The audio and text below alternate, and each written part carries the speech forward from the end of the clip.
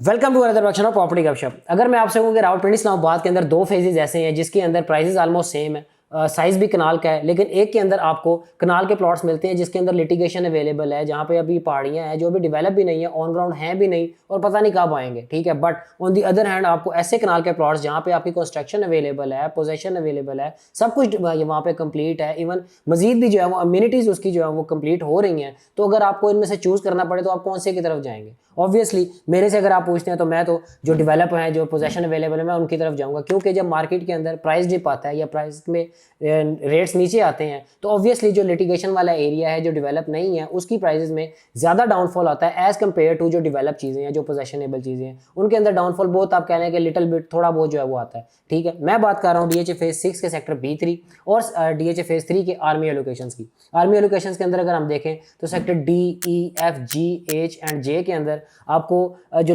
कनाल के प्लॉट्स हैं जो अभी डेवलप भी नहीं है, इवन लिटिगेशन है और काफ़ी लंबे टाइम से लिटिगेशन और पता नहीं कब तक रहेगी, क्योंकि वहाँ पे तो लोगों के घर भी बने हुए हैं, ठीक है। तो यहाँ पे आपको जो कनाल के प्राइस है वो तकरीबन 1,25 से लेके 1,50 से 55 तक की मिलती है। But on the other hand आपको जो सेक्टर B3 है यहाँ पे आपको तकरीबन 1,30-35 से लेके 1,50-55 तक जो है वो, इवन 60 तक जो है वो कनाल के प्लॉट्स मिलते हैं, जहाँ पे आपने डीएचए को पोजेशन के चार्जेस भी नहीं देने, कंस्ट्रक्शन आपकी अवेलेबल है, आप वहाँ पे आज जाके अपनी कंस्ट्रक्शन स्टार्ट कर सकते हैं। डीएचए आपको जो है वो उसमें भी आप कह लें कि काफ़ी मदद करेगा, आपके डोर स्टेप फुट स्टेप के ऊपर जो है वो आपको सारा मटेरियल भी मिलेगा जो मार्केट से भी कम रेट्स के ऊपर होगा, ठीक है। आपको हर चीज़ डीएचए वहाँ पे जो है वो प्रोवाइड करेगा। जिस तरह अपने प्रीवियस वीडियो के अंदर मैंने बताया, यहाँ पे एक ही सेक्टर के अंदर 4-4 पार्क का जो है वो काम चल रहा है। वाटर टैंक का यहाँ पे काम तकरीबन ऑलमोस्ट फिनिशिंग के मराइल पे है। मस्जिद का भी काम यहाँ पे बहुत तेज़ी से चल रहा है। देन उसके अलावा कमर्शियल्स जो है वो दोनों रोड्स के ऊपर भी, एक के ऊपर शबीश रोड के ऊपर कमर्शियल्स के ऊपर डेवलपमेंट चल रही है। राशिद मनास एवेन्यू के ऊपर काफ़ी जो है वो कमर्शियल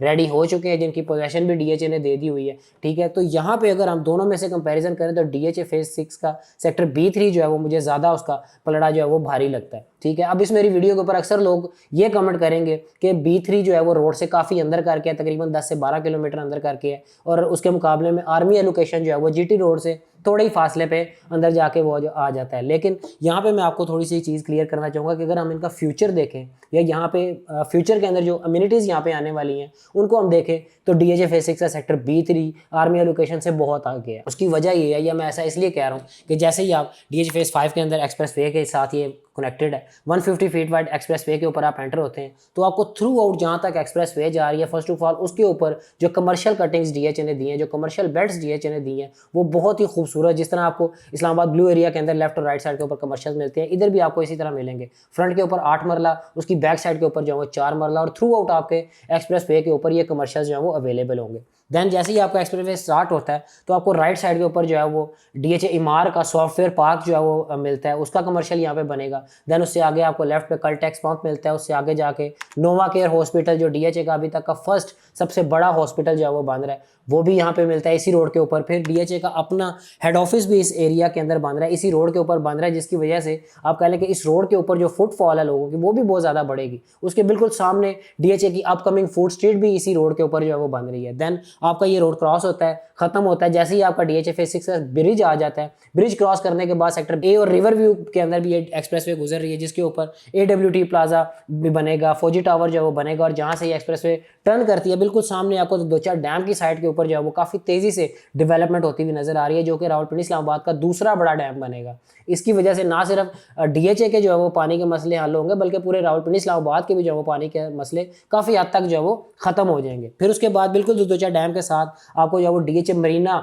जो कि डीएचए का आप कह लें कि अपकमिंग कमर्शियल हब बनेगा, उसकी भी साइट यहाँ पे जो है वो डेवलपमेंट का काम जो है वो काफ़ी तेज़ी से जो है वो चल रहा है। अर्थवर्क उसका जो है आप कह रहे हैं कि काफ़ी डेवलपमेंट, यहाँ पे मशीनरी जब भी हम जाएँ तो वहाँ पे मशीनरी काम कर रही होती है, मतलब कि ये बहुत जल्दी इसको भी जो है वो कंप्लीट कर देंगे। फिर यहीं से आपको तकरीबन 1 से 1.5 किलोमीटर मजीद आप ट्रैवल करते हैं तो सेक्टर B3 आ जाता है। सेक्टर B3 के अंदर आप एंटर होते हैं तो एकदम जैसे आप कह लें कि जैसे ही हम ये गाँव वाली रोड से गुजर के सेक्टर B3 के अंदर जाते हैं तो सामने मंजर ही बदल जाते हैं, क्योंकि डेवलपमेंट यहाँ पर डीएचए की बहुत ही ज़बरदस्त है। प्लांटेशन आपकी कंप्लीट है, हर चीज़ यहाँ पे जो है वो कंप्लीट है। कि एक दो घरों की तो कंस्ट्रक्शन की यहाँ पे काम शुरू भी हो गया, मजीद भी यहाँ पे शुरू हो जाएंगे, ठीक है। अब यहाँ पे अगर मैं थोड़ी सी डीएचए के साथ बात करना चाहूँ तो डीएचए को मैं ये मशवरा दूंगा कि यहाँ पे आप एक अपनी जो वो टक शॉप है या कोई जनरल स्टोर या कोई ग्रोसरी स्टोर यहाँ पे जो वो ओपन करें, ताकि जो लोग यहाँ पे जाते हैं, खासतौर पर जब मेरे जैसे लोग अपने क्लाइंट्स को विजिट करवाने जाते हैं, तो मैं वहाँ पर स्पेशली मैं तो उनको वहाँ से बोतल जूस वगैरह लेके पिलाऊंगा। देन यहाँ पे स्कूल की मुझे कोई साइट नज़र नहीं आई, कॉलेज की मुझे कोई साइट नज़र नहीं आई, तो डीएचए को मैं कहूँगा यहाँ पे स्कूल कॉलेज का भी जो है वो यहाँ पे काम शुरू किया जाए, उसकी भी कोई साइट जो है वो कोई